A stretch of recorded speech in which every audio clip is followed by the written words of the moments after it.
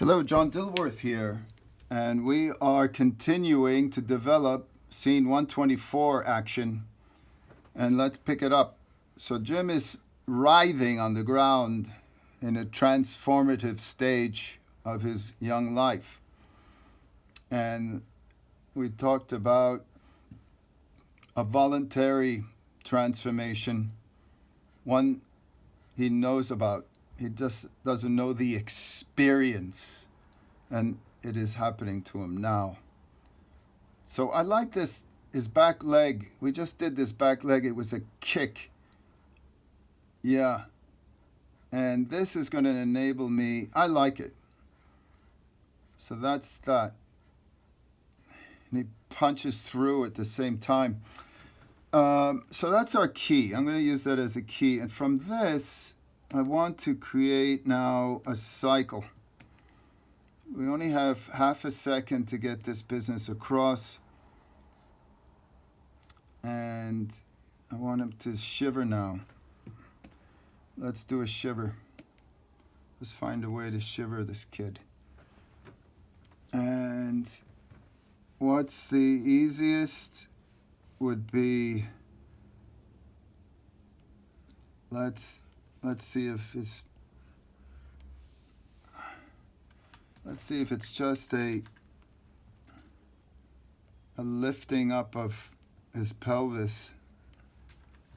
You can imagine, and the head drops down, and maybe his shoulder takes on more weight. Whoopsies. And also, I have to, I want to think about the sounds he's going to make, the pain.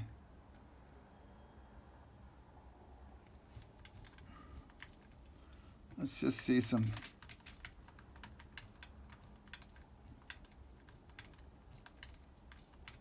So I'm thinking, if I use this and these two drawings as keys, and in between them, and then shuffle them like I did the first part, that could get me some business that I could accept. So let's see how we're going to build a foot.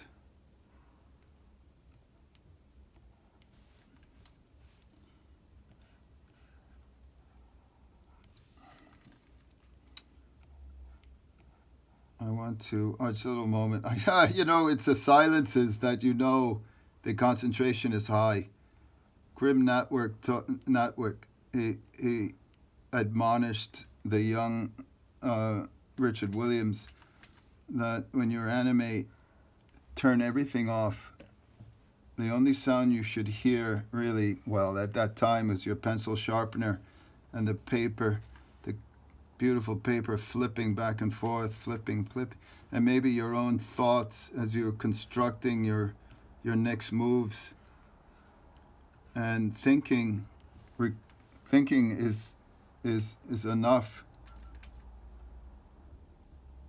Hold on, I think I'm going to use my little secret, whoopsies, the automated tools of the trade here.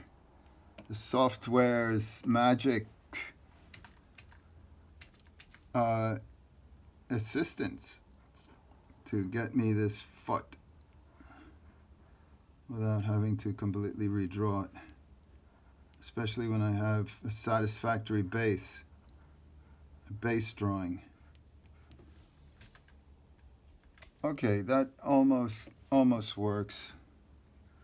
Let me just tighten this up a little bit, just for myself. I'm going to ink this. I'm going to clean this up with my own skills, as limited as they are. I have such admiration for talent that has so much more control with this, drawing on glass. That's not even glass. I don't even know what it is.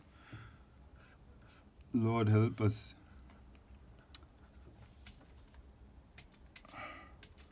Okay, let me turn this off so I can take a better look at things. This arm here, what are we going to do with it? I hate to show you this. It's such a sin. But it's a sin of the technology. And if the technology says it's not a sin, then it ain't a sin. But it's an inconsequential item.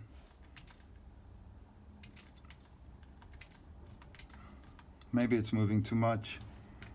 So we want something more subtle. Yeah, something like that. And there it is. I'm not drawing it. It's saving me time. Ah! What's your problem? Like that. Okay. So anything that could help us achieve the more important things of a drawing, I'm for. So that's that. I'm going to see something now. Now I'm going to in between these two. And a straight in between, and then I'm just going to go, I'm going to do something else to it. All right, now we need that one. Right, and so here we go. Here we go, straight in between. As if my theory is correct, it will yield me a satisfactory cycle of a stagger cycle. So that's a stomach, and I'm looking for landmarks, collision points.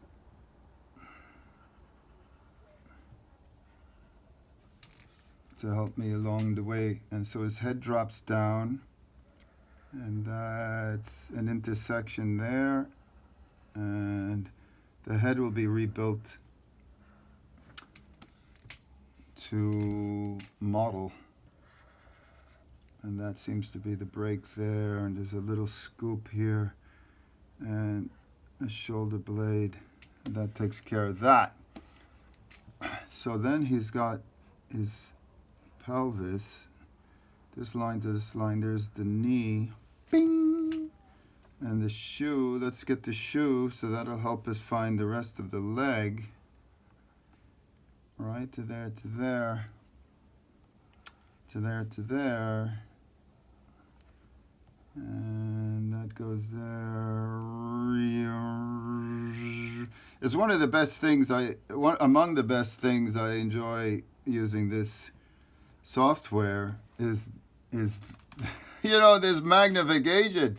I don't have eyeglasses, that enabled me to do this. And I have a tendency to animate very small. I mean, I have an animated on Animation Bond, traditional Animation Bond, which is 10.5 by 12.5.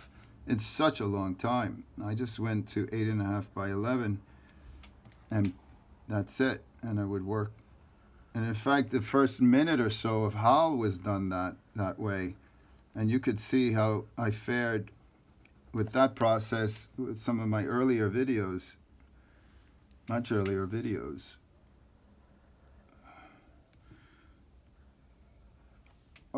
Okay, so then here's his other foot. So I'm looking for landmarks and the halfway, because it's a straight in between. I don't want anything else to happen except relative smoothness. And we are nearly there. Nearly there. Okay, so this one's, and then the lines, which are all kind of loose anyway. Okay, so the knee is pushing up. Bang, it's there, and now I know that's there. So I can just connect the dots, right? Connect the dots. What's the length, the width of this thigh? I think it's something like that.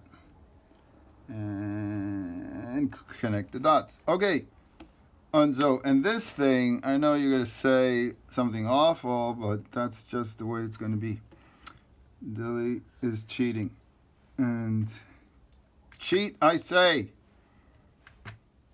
And then you can use this little tool to, oops, come on, navigate upwards. Woohoo! Wow, I'm an animator.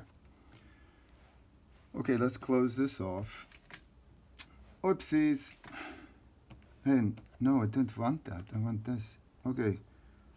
Okay, let's just say that's that for temporary sake. Okay, let's go back. Let's go back. Let's go and take a look at this. Oh, and I like that. It's got a nice little turn to it. Let me get that. Whoopsies. I like that turn in the shake like that. So already I see that this I want to push in. Okay, so I advanced this stuff and now I'm giving it an eyeball.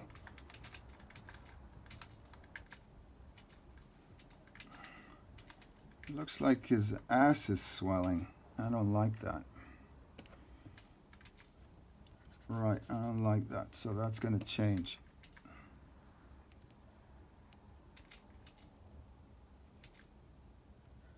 So that's going to change.